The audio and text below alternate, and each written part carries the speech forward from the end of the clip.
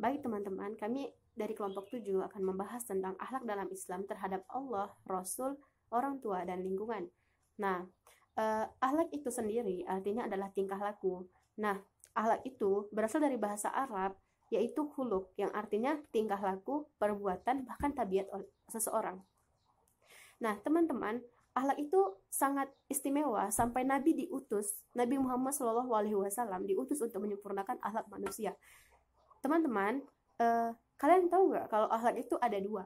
Yang pertama ada akhlakul karimah, yang artinya akhlak terpuji. Yang kita lakukan adalah perbuatan baik.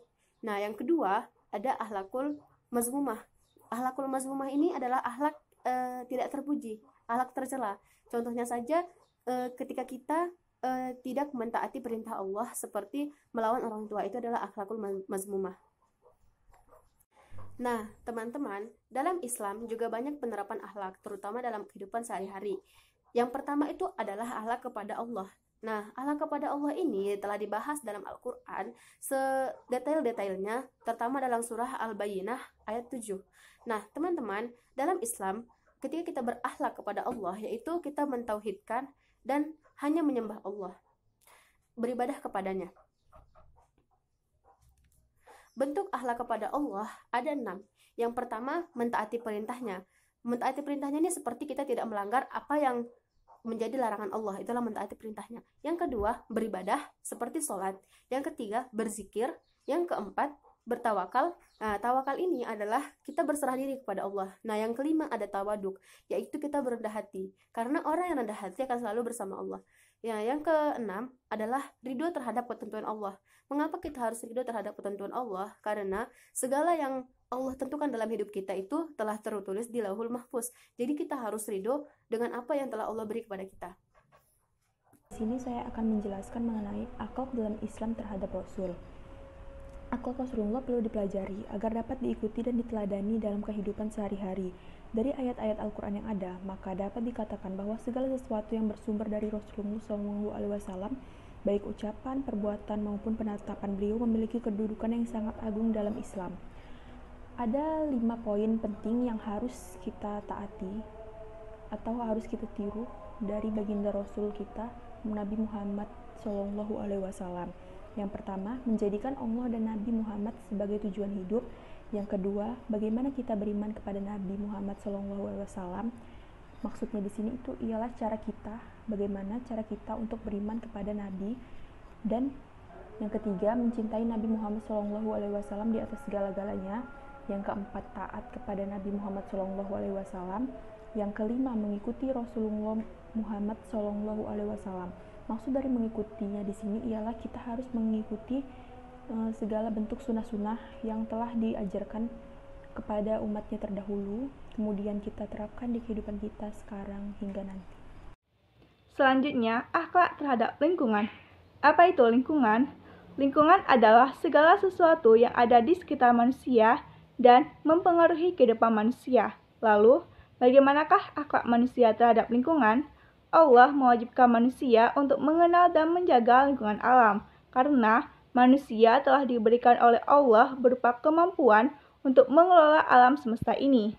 Manusia bertanggung jawab penuh atas kelestarian dan kerusakan lingkungan alam ini, karena hal tersebut sangat mempengaruhi kehidupan manusia.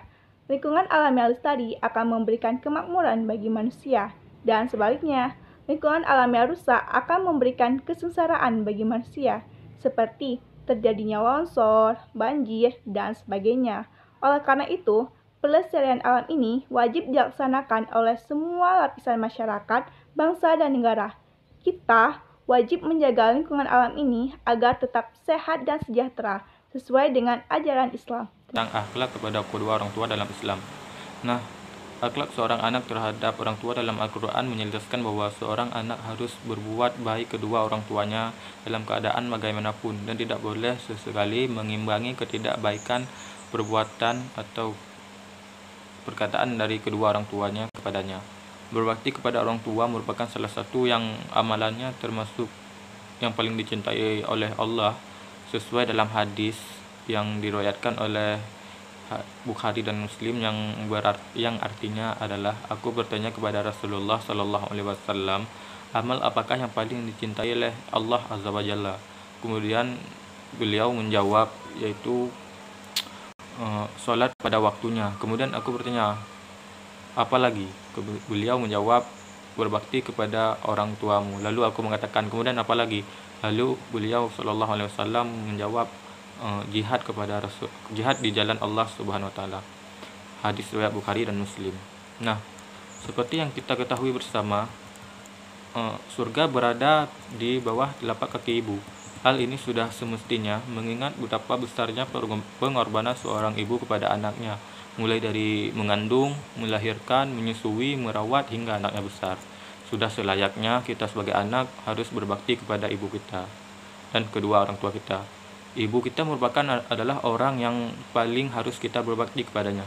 Sesuai dalam hadis yang berartikan dari Abu Hurairah radhiyallahu anhu, dia berkata, seorang laki-laki datang kepada Rasulullah kemudian bertanya, "Wahai Rasulullah, siapakah orang yang paling berhak aku berbakti kepadanya?" Lalu Rasulullah Shallallahu Alaihi Wasallam menjawab, "Ibumu."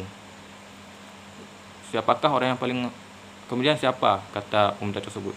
Rasulullah Shallallahu Alaihi Wasallam menjawab, "Ibumu." Kemudian siapa? Beliau menjawab, "Ibumu." Kemudian siapa?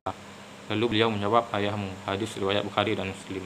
Nah, dari hadis tersebut dapat kita ketahui bahwa ibu merupakan orang yang paling berhak kita untuk berbakti kepadanya. Dan amalan-amalan apa saja yang bisa dikatakan sebagai berbakti kepada kedua orang tua?